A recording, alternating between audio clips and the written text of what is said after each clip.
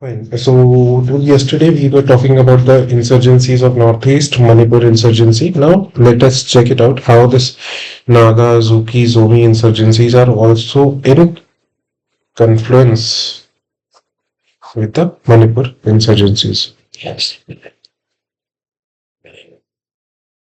So yesterday कल बात हुई थी कि मीती इंसर्जेंसी जो है मीती कौन है ट्राइब है वहाँ की Manipur has also witnessed violence perpetrated by Naga and Kuki insurgent because Nagaland ऊपर गांव से लगा हुआ है मणिपुर के and again borders are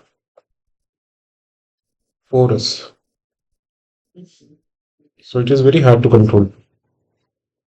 So Manipur has two major tribes, Nagas and Kukis. The Nagas inhabited in the northern hill identified themselves with the Naga Hill district of Assam, espoused the secessionist demand raised by the Naga National Council and federal government of Nagaland. Later on, the National Social Council of Nagalism, Isaac Movia, in 1980. In fact, one of the founder of NSC is T. Movia, is Thankul Naga, who belongs to Somdal village,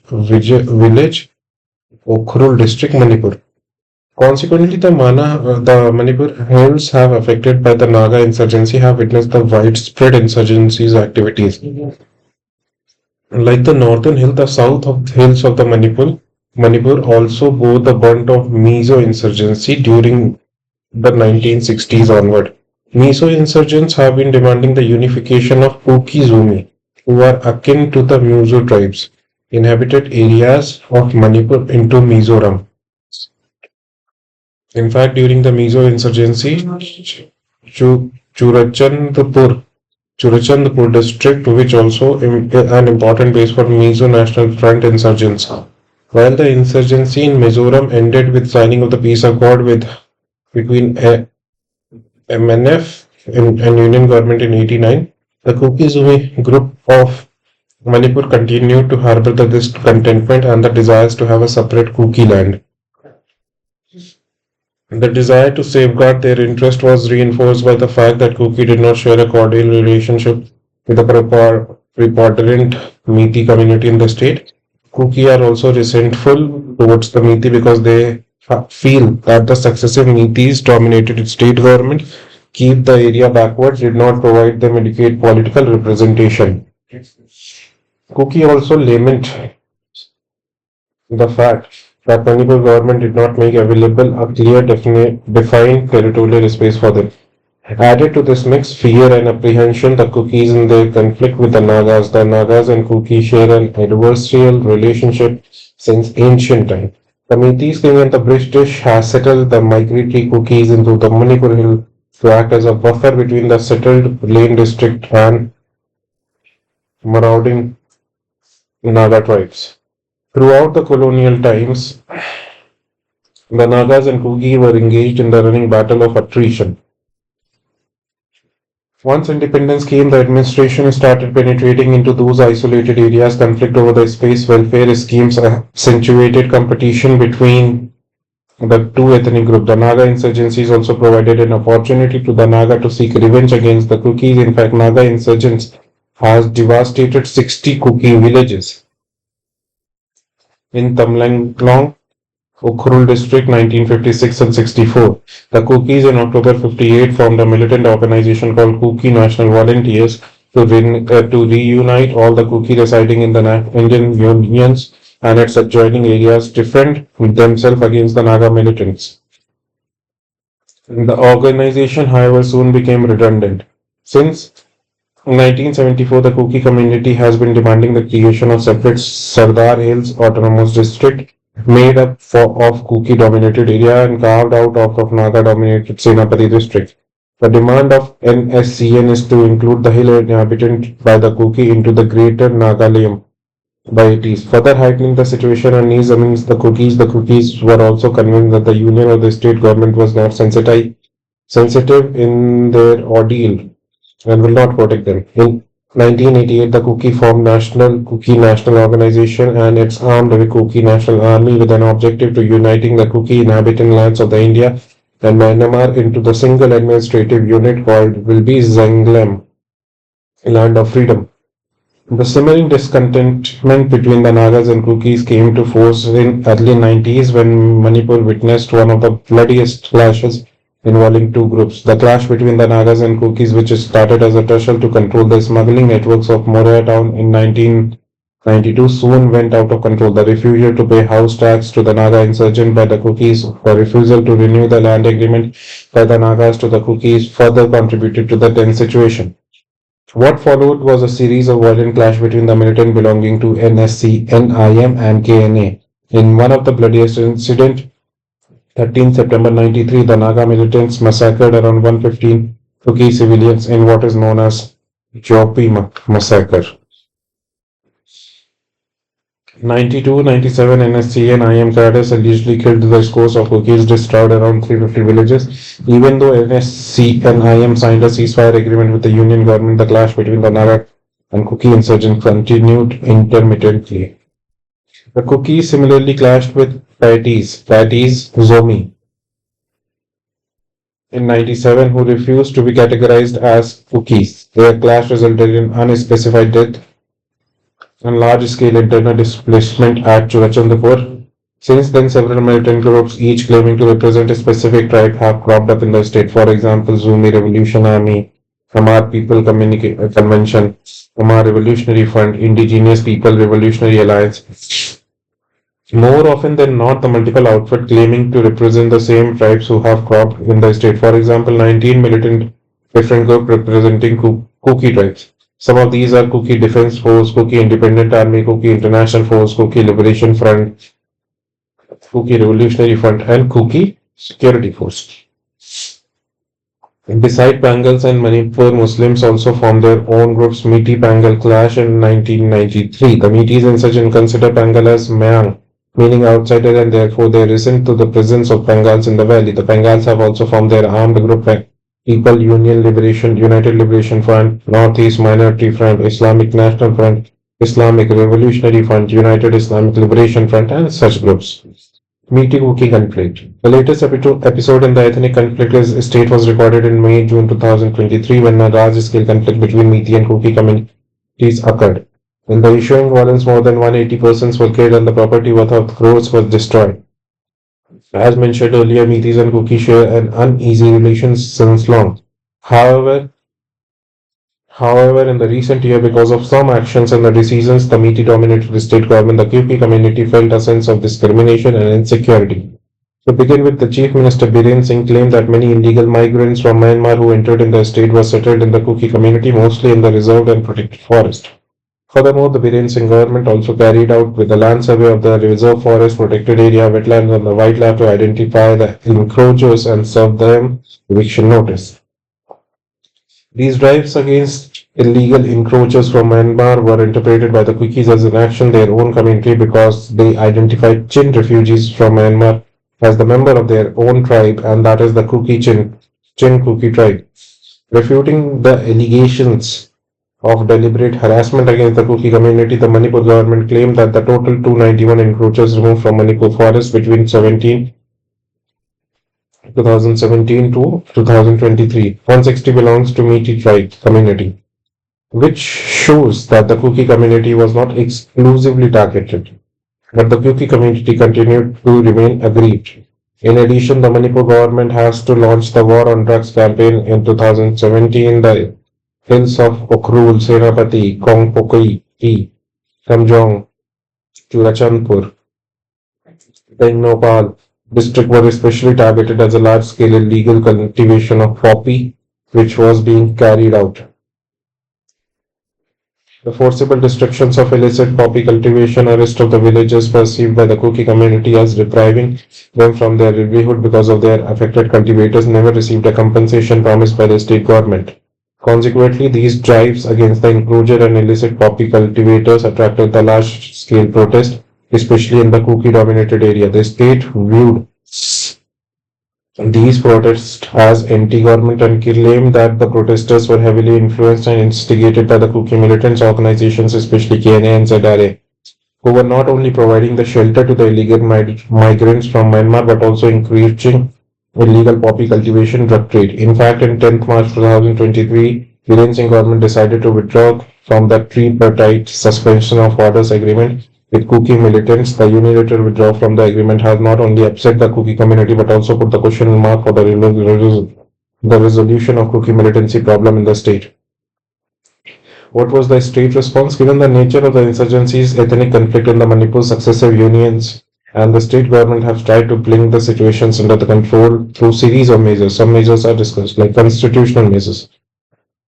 As discussed, one of the factors that contributes to the cycle of the violence in the Manipur is the tussle between the Meiteis residing in the plains and the tribes dwelling in the hills. Manipur has two distinct geographical features, the Imphal Valley and the hills which are surrounded by the valley.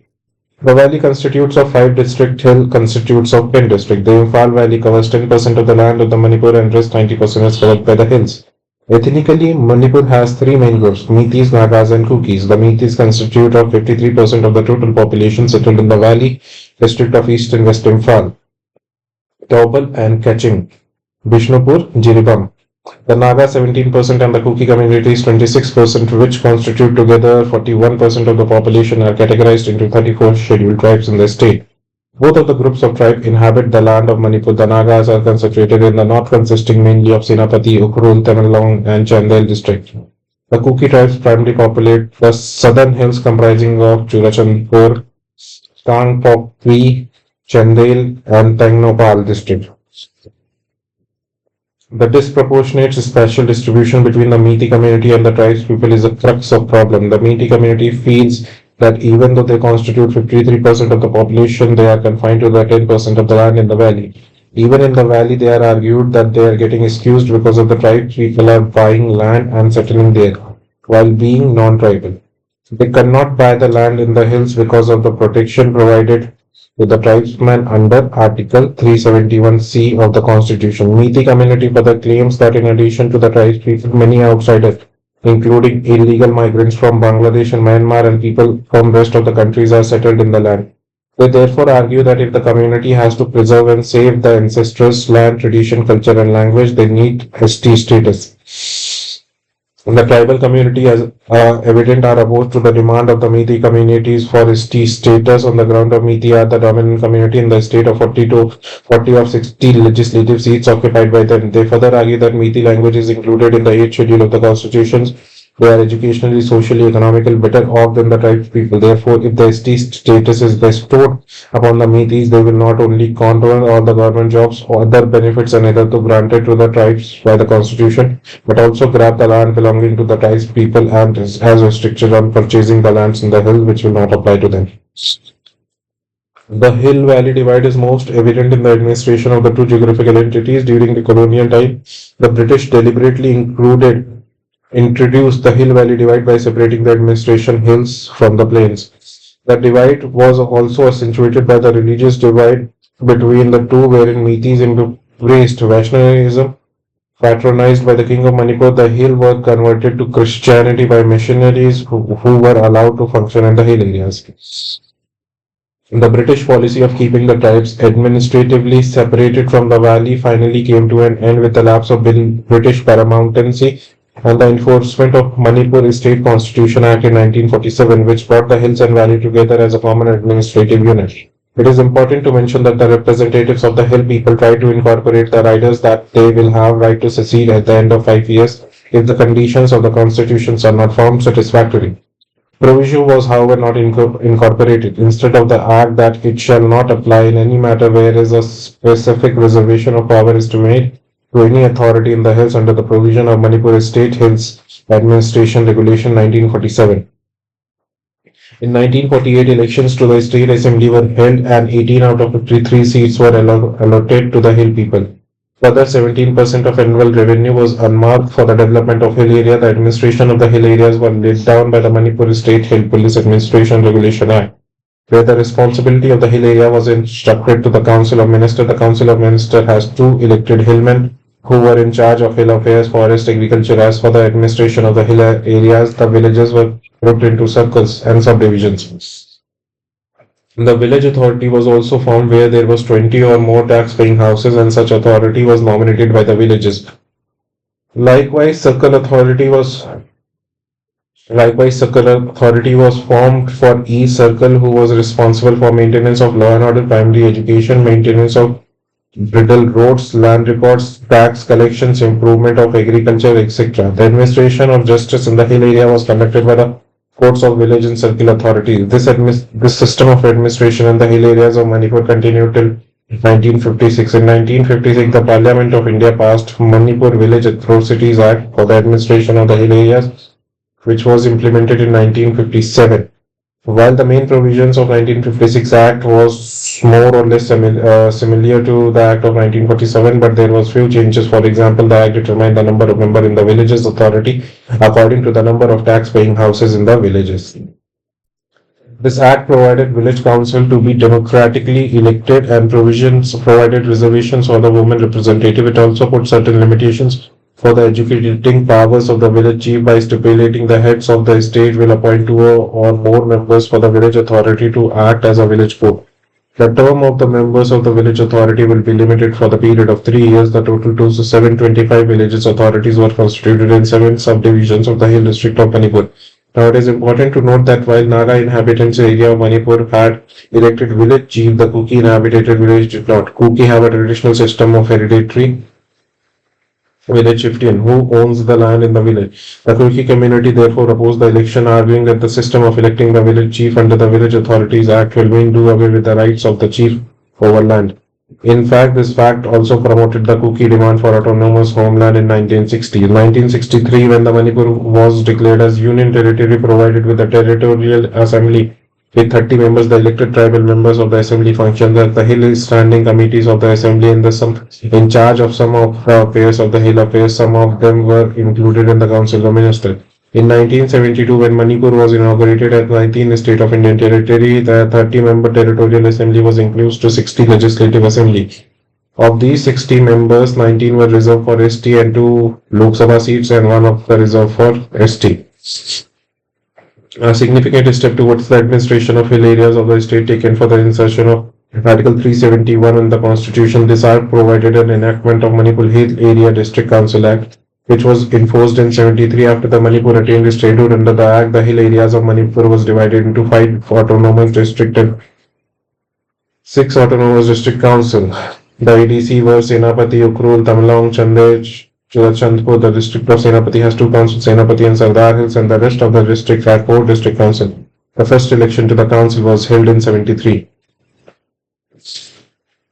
In addition to ADC, the Hill Area Committee was also constituted under the Manipur Legislative Assembly. Hill Area Committee orders the member elected from the hill areas of Manipur comprise its member, who then elected a chairman and vice chairman. The HAC is the highest body at the legislative level to oversee planning, implementation, and monitoring of all developmental activities in the hill areas of the state. Furthermore, as provided under Article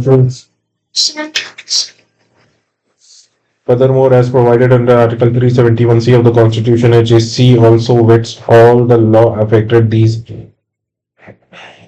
hill district. ADC of Manipur are, however, fundamentally different from ADC in order for North Eastern state, which were set up under 6th schedule. The first ADC in Manipur was established by an act of parliament and not under 6th schedule of the commission. 6th schedule was meant only for the hill district of undivided Assam. Second, unlike ADC under 6th schedule, ADC of Manipur are not interested with the judicial and legislative power. For example, ADC could make only bylaws and subject of allotment, occupation, or the use of land for agriculture purpose, non-agriculture purpose, the use of unclassified forests, use of canal waters, regulation of zooming and other shifting. For the appointment of and succession of chief and headman, inheritance of property, marriage and social reform, the council could recommend the government of Manipur for the legislation. Third, ADC are also given limited financial power, which means that ADCs are not allowed to raise revenue through the source except imposing the tax on limited matters such as professional, trade, callings, employments, etc. 4. The 17 subjects that were supposedly under the control and administration of the district council were not in reality, because they were subjected to the exceptions and conditions imposed by the administrator. As a consequence, the district council were reduced to weak executives and administrative agency. The tribesmen of Manipur Hill could see that the ADC and 6th schedule areas were much more powerful and autonomous compared to there. Therefore, they started demanding for the extension of sixth schedule in the Manipur as well. A demand on this subject was first raised in 74 by the HEC following with the first amendment to the Manipur Hill Area District Council Act, which carried on in which Section 23 was amended. This amendment, however, did not satisfy the HAC. It continued to reaffirm its resolution for extension of Scheduled Security Hills in 1978.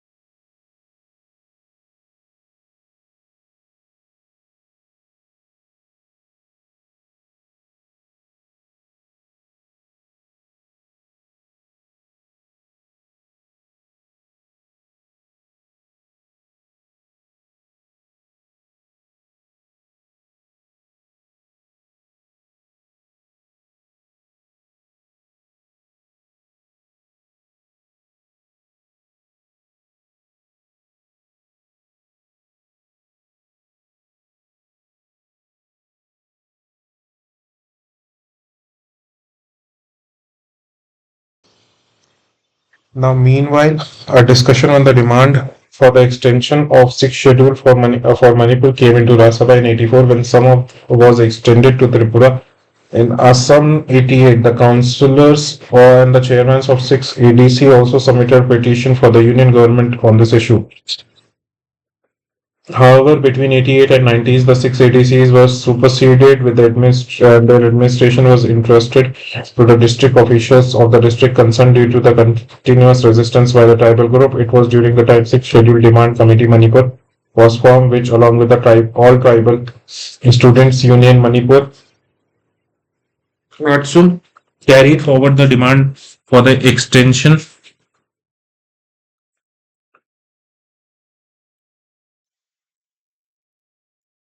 of sixth schedule to the Manipur. In response to these demands, the Manipur State Cabinet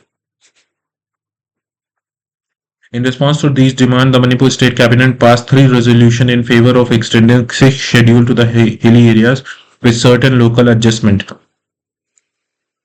On 13th May 1991, 92 and 2001. Despite the committing to developing a greater autonomy to the ADC, these resolutions could not be implemented because the state government failed to respond to the union government queries as to what constituted local adjustment. One of the major factors which hindered the extension of the sixth schedule in the area is strident opposition by the dominant Meitei communities who fear that doing so would result in the disintegration of the state. Further, intertribal tension between the Kukis and Nagas and the Kukis and Zomis in 92 and 97 respectively ensured that the consolidation tribal movements toward the extension of sixth schedule in the hilly areas could not be put up. Nevertheless, the demand of sixth schedule persisted throughout 90s. The tribal leader voiced the Autonomous District Council Act of 71 has failed to safeguard the interest of the tribe peoples of the Manipur and therefore it should be repealed. An attempt to revoking the said act was made in July 2000 when the Manipur Legislative Assembly enacted the Manipur Hill Area Autonomous District Council Act, of which provided for a repeal of Manipur Hill Area District Council Act. Since this act was not enforced, the Legislative Assembly passed the Manipur Hill Area District Second Amendment Act of 2006, which was repealed the Manipur Hill Areas Autonomous District Act of 2000. Now, here is an important mention that National Commission to Review the Working of the Constitution in Report 2002 has recommended the extension of sixth schedule in the hilly areas of Manipur in September 2006. The report of expert committee observed that the district level elected local bodies have superseded or allowed to lapse, with the interim measure continuing for the decades. It further observed that there is a fear of constituting elected council would dilute the demand of sixth schedule status, yet committees recommended that the election to the district council should soon be held, while some demand of sixth schedule could be examined independently. Subsequently, October 2008, the Manipur Legislative Assembly, the Manipur Hill Areas District Council Third Amendment Bill.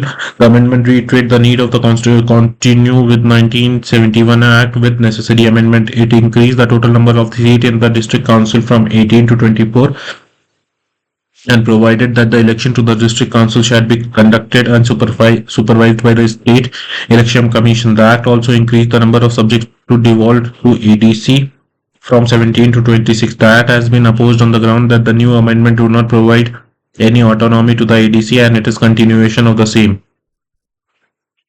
After the gap of 20 years, the Manipur government announced the election of ADC in 2010 in protest. All Naga Student Council, Manipur, Assam, and United Naga Council and Assam and NSC, along with the clutch of Naga organization, imposed economic blockades between April and 2010 by blocking the national highway and connect landlocked Manipur to rest of the India. The counter blockade was imposed by all Manipur United Club organization and United Committee of Manipur.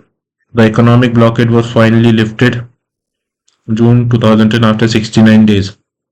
Meanwhile, of the 6th District Council were conducted in two phases of 26th May 2010 to June 2010 respectively. However, voting turnout in affected districts were uneven. For example, in Naga dominated Senapati Ukral's voting percentage was 33.4 and 8.83 respectively. Almost the candidates were returned uncontested. And contrast in Chandel and Tamlang, which are the cookies dominated district, the voting percentage was 54.69 and 78.53 respectively. The elected district council functioned for nearly 5 years to 2015. The next election of ADC was held in 2015. Significantly, the time Naga organization did not boycott the election because Naga leaders realized that the oppositions to the election deprived the Nagas in the hilly area not only fulfilled in the political aspiration but also from the development fund. The UNAC, UNACM and NSCN also realized, albeit reluctantly, that barring people from exercising their democratic rights was preventing them from garnering popular support. Incidentally, the demand of extension of sixth schedule to the hill areas did not favor us in UNC and NSCN because the view is as an hindrance to their aim as realizing the goal of integration of Naga-dominated area Manipur into Greater Nagaland.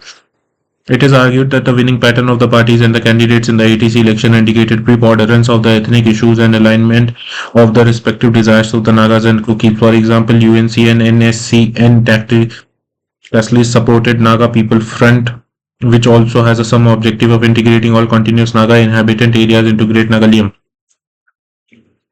The NPF went to win 43 seats district council, which was with highest in Ukrul 14, followed by Senapati and stronghold in UNC and UNC. NSCN underscores the fact that the Naga electorates also voted an objective of integrated homeland. Interestingly, the influence of these two organizations was limited in other two Naga preponderant districts, that is Tamlang and Chande, where the demography has been mix of cookies and metis.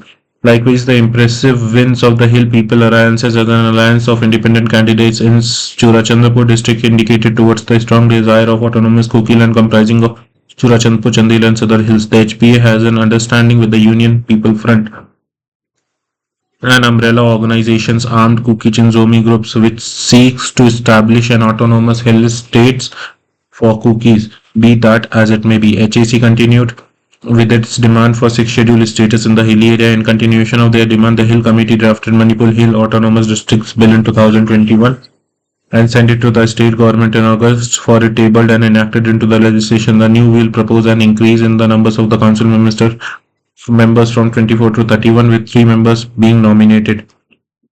It further proposes that the delimitations of 28 constituencies be done in such a manner that three-fourths of the seats are allocated according to the population and one-fourth of the seats is reserved for the socio-economic or underdevelopment areas.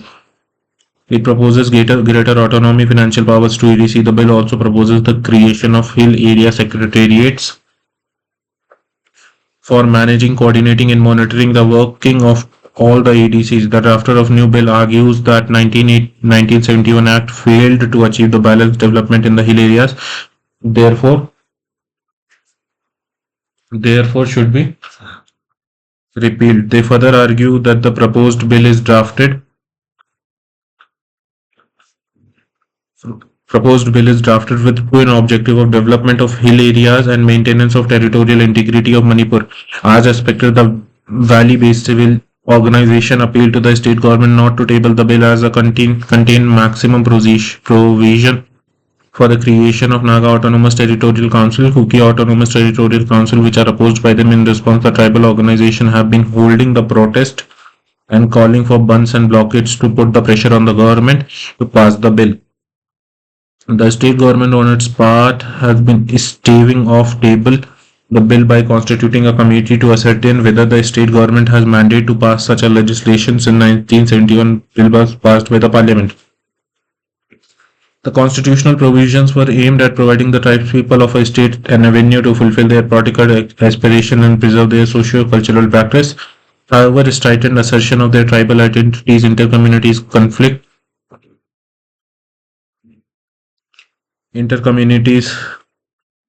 insurgencies, and inability of ADC to achieve the objective because of their limited scope resulted in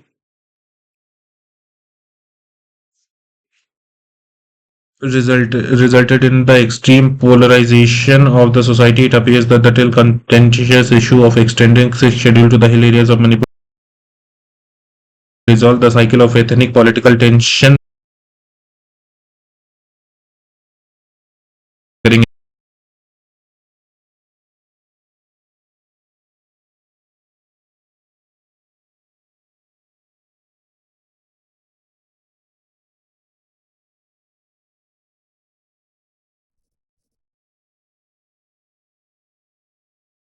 Legal measures. The Hill of Manipur have been witnessing insurgencies related violence since the inception of Naga insurgencies in 56.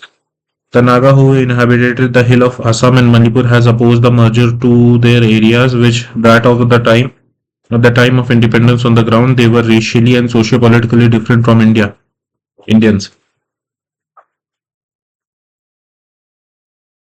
The Naga of East while Naga Hill district of Assam had voted in the favor of referendum declaring independence in 1951 raised the banner of revolt against Indian Union. The Naga of Manipur also identified themselves with the Naga cause and supported the integration of continuous Naga inhabited area to create a greater Nagaland. So when the NNC formed FGN on 22nd March, intensified violence. It affected not only Naga Hill district, Assam, but also hill areas of Manipur. As the government of Assam and Manipur expressed their inability to tackle the insurgency, the Union government sent in army to quell the rebellion and restore normalcy in the region. At the same time, President of India promulgated Armed Force Assam Manipur Special Powers Ordinance in 1958 to confer a special power on the armed forces as well as to provide them with a legal framework to function in the disturbed area of Assam and Manipur. The bill seeking to replace the ordinance was introduced in the monsoon session of the parliament in 58. The bill, however, faced opposition. Several members of the parliament argued that giving such a sweeping power to the armed forces would lead in the violation of the fundamental rights of the people. Lashram Achha Singh, a member of parliament from Manipur, described the bill as lawless law. The bill was passed after the debate of 7 hours and received the president's assent on 11 September 1958 and notified as AFSPA in 1958. The preamble of the Act states that the certain powers are conferred upon the members of the armed forces in the disturbed area of the state of Assam and Union Territories of Manipur. Section 3. The Act empowered the governor or administrator of the state Union Territory to use the armed forces to aid the civilian power. If he was the opinion that the situation was disturbed enough to the demand of such action, he could also do so by declaring the entire state Union Territory or the part of it as a disturbed area through notification in our official gazette. The section was amended in 72 when Union government was provided with the concurrent powers to declare any state or the power of it part of it disturbed under the Union government under Article 355 of the Constitution of India is responsible for protecting every state under the internal disturbance. As regards special power of Section 4, the Act confers upon the commissioned officer, warrant officer, non-commissioned officer, or any other person equivalent to rank in the armed forces the power to shoot, kill, and arrest without warrants any person he suspects, as well as enter and search without a warrant, destroy any premises he believes are sheltering the rebels. The special power to open fire, even causing death, however, is not unfettered. It is qualified by two clauses. First, the power to open fire in a given disturbed area where the assembly of 5 or more people are carrying of the weapon is forbidden. Second, if the person is seen as violating such law, Section 5 of the Act stipulates that the person who is arrested should be handed over to the nearest police with the least possible delay along with the report of his arrest, the least possible delay within 24 hours of the person's arrest. Finally, Section 6 provides immunity to the armed forces personnel against the arrest and prosecution of anything done or alleged to have been done in discharge of their official duties except for obtaining the consent of the Union government. In 1961, Ukril, Mount, Marab and Tamlong subdivisions were declared as undisturbed areas.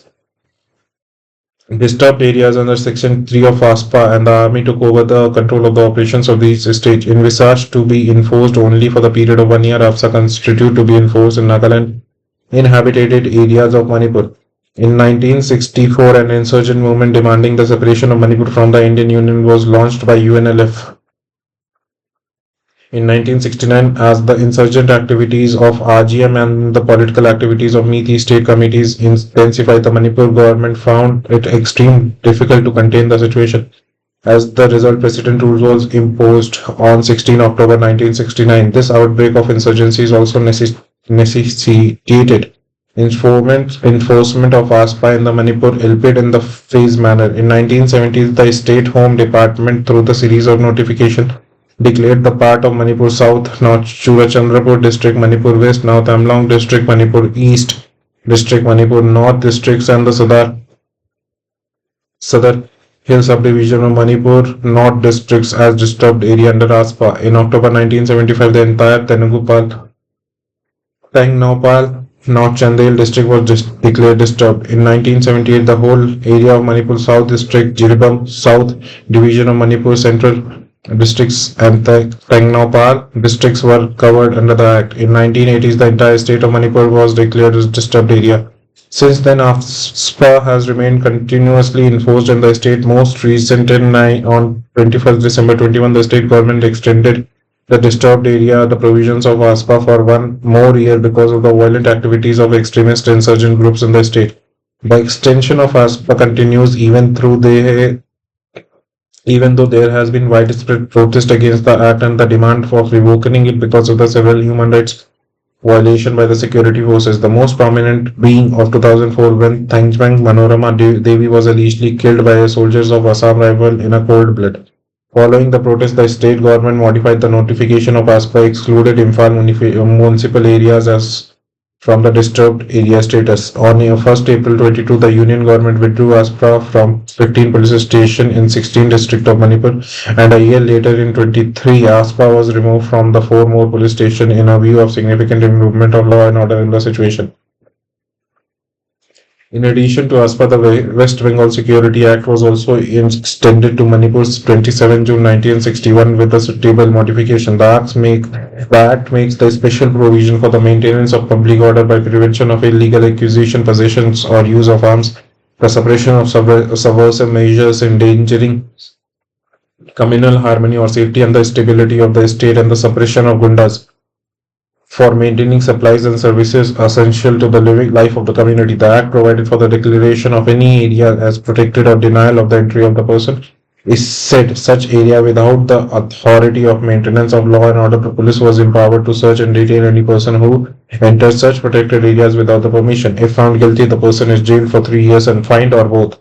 There are provisions for jail terms for a person indulging in a sabotage or carrying weapon or looting. The Act also stipulated that the Chief Commissioner should constitute an advisory board and place it before it order to impose the Act within a month issuance of the order of the board to opine on the validity of the cost to impose the Act. That Act remained in force till 25th January 1966. Beside, the Union government also invoked UAPA to provide for the more effective prevention of certain unlawful activities of individual associations and for the dealing with the terrorists for the matters connected therewith. Under this act, the numbers of insurgent organizations as termed as terrorist organizations are banned. These are PLA, the political wing of RPF, UNLF and its armed wing, the MPA, the PREPAC, KCP, KYKL, and coordination committees, the Alliance of Socialists United, Kangling Pang,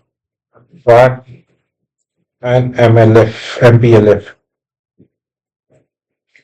These legal measures facilitated Union government to deploy the armed forces as well as CAPF in the state to fight insurgencies. At the same time, these measures also provided armed forces and required legal immunities to discharge their duties effectively.